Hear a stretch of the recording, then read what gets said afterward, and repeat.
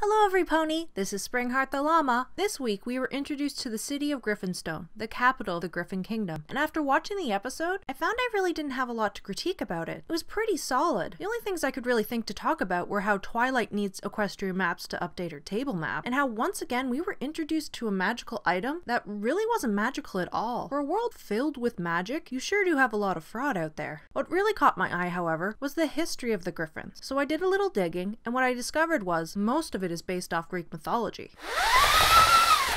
Let's start out with the idol of Boreas. Boreas was the Greek god of the north wind and bringer of winter. He is either depicted as a winged old man with shaggy hair and a beard, or simply a gust of wind. The Greeks believed Boreas lived in the northern land known as Hyperborea, or beyond the north wind. Be sure to pause and cast your eyes northerly, up the Hyperborean mountains, where people lived in complete happiness and had extraordinary long lives. Sound familiar? Possessing the idol of Boreas filled the Griffins' hearts with pride.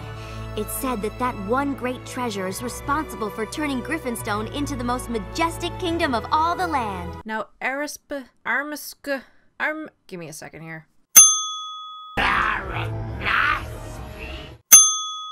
The Arimaspi were a tribe of one-eyed men who lived in northern Scythia. They were in constant war with the gold-guarding Gripes, or Griffins. This war came about as many tales depicted the Arimaspi stealing gold from the Griffins. Now, I couldn't find any real, concrete historical connection between King Grover or King Grudo, but I can speculate. King Grover is probably referring to Grover from the Muppets, as Grover is depicted as a king in the 1982 children's book Grover's Own Alphabet. King Grudo might be referring to the Welsh language poet Grudo, this name, from the 1400s. Throughout his poems, we learn that he was large and physically strong, recognized for his courage and sporting prowess, wore a beard, and had black hair. Though, he rapidly went bald, leading him to jokingly compare himself to a monk wandering the countryside. So what did everybody think of the episode? Did you like it? Did you not like it? Are you excited we're learning more and more about Equestria? I wonder what kinds of wonderful art and stories will be written by fans in the weeks to come based on this episode. Let me know your thoughts in the comments below. This is Springheart the Llama, signing off and reminding you all, it's okay to be a smarty pants